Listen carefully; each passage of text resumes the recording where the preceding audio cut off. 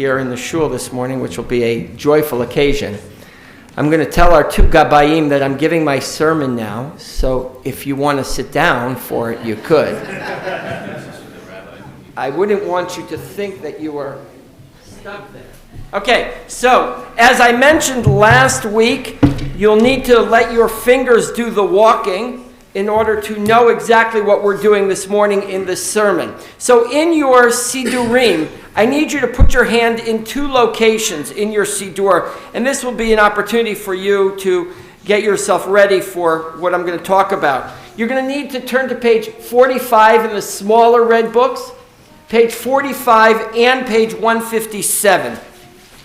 Now, the reason why I tell you all these page numbers now is because once I get going, you know that I will have little capacity to tell you where I'm going because I will be so enraptured by this sermon that you'll have no choice but to try your very best to figure out where I'm going. Regularly, people find themselves in a circumstance in which they are not party to, but in fact become part of conflict. Let me explain what I mean by that in a very simple term. If you're standing by watching two people fight with each other, you're going to have some response, some reaction. It probably will be maybe some version of anxiety, maybe some tension, but you know it happens. Let's say, for example, you're in the supermarket and the cashier and the customer in front of you are getting into an argument about the price of something. You'll probably be conflicted by two separate emotions simultaneously. One is, why did I pick this line? The second will be, why are they arguing over such a small thing? And you'll wonder why that conflict has escalated to what it is because it doesn't seem that important. Now, if you magnify that experience towards real conflict, real anger, in fact, in some parts of the world, extraordinary violence, you can't help but feel something. You, in fact, should feel for the people of that conflict. Whether it is an oppressive regime in Iran, or the activity of nation building in Iraq, or the conflict in Syria, or Rohingya, or anywhere else in the world in which there is extraordinary conflict, you ought to feel something. We live in an extremely small world because of access to images that we never had before. And you cannot, as a human being, as a humane being, you cannot turn a blind eye. So now, let's look at two pieces of text. Page 45 in your Sidur. You'll see a small sentence that is a smaller font and a red little comment that says in the middle of the page, some omit on Shabbat. Do you see where I am? Some omit on Shabbat. Now, let's read, for example, what that sentence says, both in the Hebrew and the English. V'aser me'aleinu oyev. Dever, v'cherev, v'ra'av, v'yagon, v'aser satan milfanenu me'acharenu. Remove from us enemies, pestilence, sword, starvation, and sorrow. Remove the evil forces that surround us. So I ask you this very simple question: why do some omit that sentence on Shabbat? Let me set it up a little bit more for you. Shabbat is supposed to be time of peace and harmony, of tranquility, a sense of being at ease on Shabbat. Why then is this sentence removed? In fact, that's what we should be praying for on Shabbat, is that there be no sorrow that infringe on our feelings. That this time of the week ought to be filled with harmony and love and peace, and so that should be what we're praying for. Why then do some omit this on Shabbat? You can participate in this. Somebody over here is. I do want an answer. Because Shabbat's supposed to be joyful. This is not very joyful. But it's praying for us to not have this. So why even omit the sentence? Because saying it actually alerts us to it. It's like saying, don't think of a pink elephant. You can't help but conjure up that image. So what's happening here is by simply saying, please remove that stuff from us, it reminds us that that stuff is around. And in fact, even saying the words reminds us. Let's look at one more paragraph. Page 157. If you look on page, 158.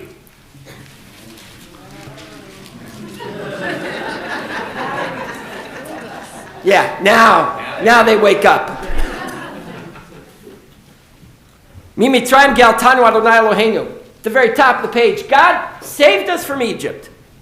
Umibeit avadim vadita, God redeemed us from the house of slavery. And now, the critical sentence that we will read in this morning's parsha, Kol b'chorem aragta v'chorcha ga'alta. That God killed their firstborn but saved ours. To be honest with you, I would have preferred that to be in a small font with a little red indicator above it that says some omit on Shabbat. Kol b'chorem aragta v'chorcha ga'alta. I would wish to not think about the fact that Egyptian firstborns were killed. Why do we have to bring that up over and over again? You know it. It's your favorite part of the Passover Seder. Sivardeya. We put costumes on. We put little frogs on our tables. Right? Kini marov dever shechin barad arbe choshech makat bechorot. The death of the firstborn. And in some Haggadot, and in some family traditions, we expound on them. We multiply the number of plagues. It wasn't 10, it was 50. It wasn't 50, it was 250. And for some of us, we skip that section altogether, not because we want to get to dinner. I know who you are. But we skip them because we don't like the idea of multiplying our enemies' pain and suffering. Look, you know what this week's parsha is about. You know what the 10 plagues are about. It's about saying that my God is bigger than your God. My God is more powerful than your God. And you know that that's what the story is about. It's about convincing everybody that God is in charge. You know that. God has more power than Pharaoh. Pharaoh can repeat some of the tricks, but ultimately falls short of the mark. Because ultimately we understand that God is in charge. And it's a lesson that's taught over and over again. In fact, we have such an extraordinary moment in this morning's parsha in which Pharaoh concedes. You win. Pharaoh says. Thereupon Pharaoh sent to Moses and Aaron and said to them, I stand guilty this time. Vayomer elhem chatati apa'am. Adonai hatzadik v'ani ami harshaim. I am wrong, and my people and I are guilty. Says Pharaoh. Long before these remaining plagues occur, Pharaoh says, I quit, I give up, you win. And yet the plagues continue. And so we learn from that story something very simple. God wasn't convincing Pharaoh. God wasn't convincing the Egyptians. God wasn't convincing the Jewish people. God wasn't convincing Moses. So we have to ask ourselves the question, so why do the plagues continue? Who is God instructing in those final plagues? If it's not Pharaoh and the Egyptians, it's not Moses and the Jewish people, then who's left who needs convincing of God's imminent interaction in our world? The answer has to be simple. It's us. The story of the 10 plagues is not about God showing God's power over Pharaoh and the Egyptian. It's about convincing us about what it means to be human.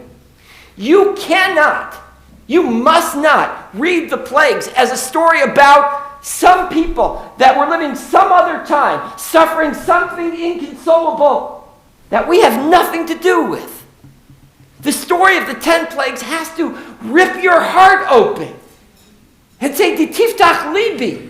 You got to open up your heart and understand there's suffering in the world and that you can't sit idly by. The story of the 10 plagues is supposed to refine our capacity for compassion.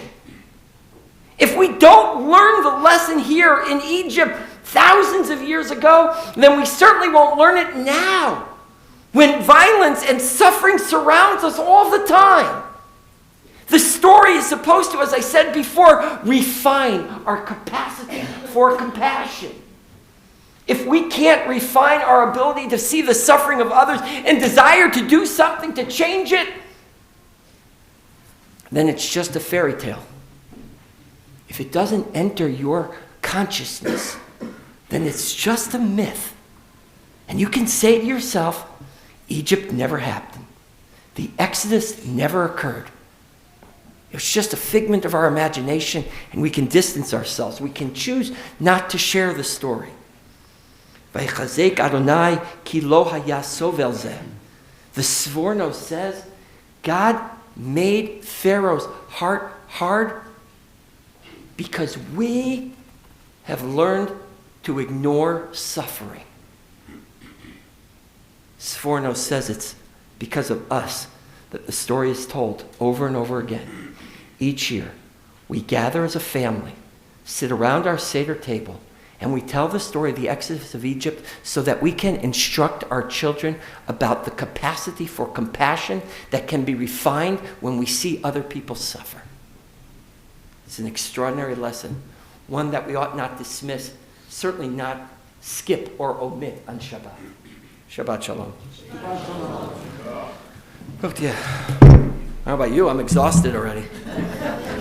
Page 374 in the large red books, the Chumashim, page 374. Amen.